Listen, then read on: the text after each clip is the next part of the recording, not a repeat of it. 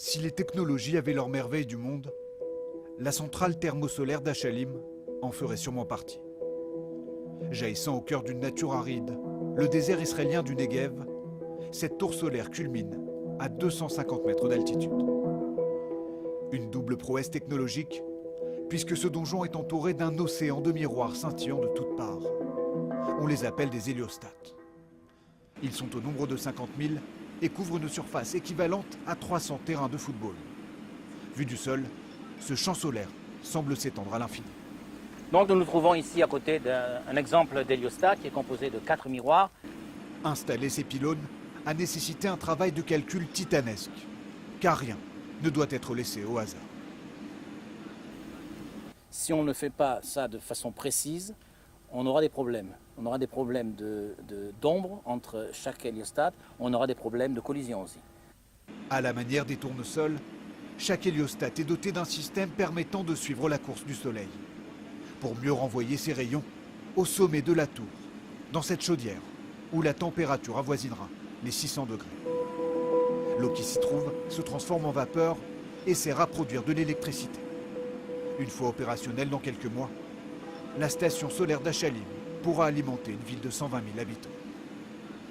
Cette tour solaire a été érigée telle une cheminée, de sorte qu'une fois construite, les ingénieurs n'aient plus qu'à hisser vers le sommet ce chaudron noir pesant plus de 2000 tonnes, la pièce maîtresse du projet. On arrive ici au cœur de la centrale de Achalim. Devant nous, la tour de 250 mètres, on va monter dedans. Le maître des lieux nous emmène sur l'une des plateformes d'observation. Y monter en empruntant un ascenseur de chantier prend exactement 6 minutes.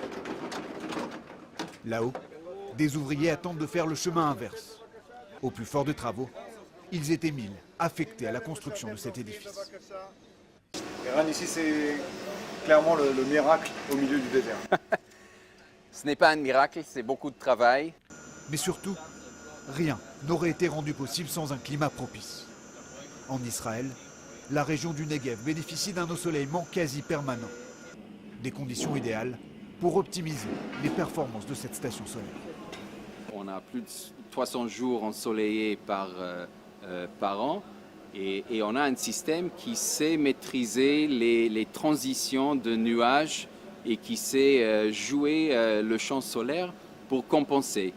Ce chantier, dont le coût s'élève à quelques 650 millions d'euros, est sans équivalent au monde.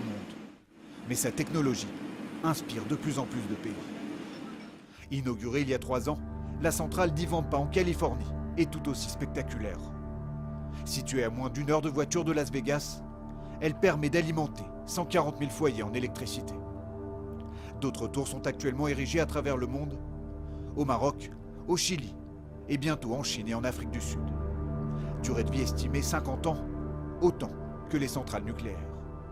Avec cette station thermosolaire en plein désert, Israël veut prouver son ambition pour les énergies renouvelables. Le pays s'est engagé à recourir à 10% d'énergie propre d'ici à 2020.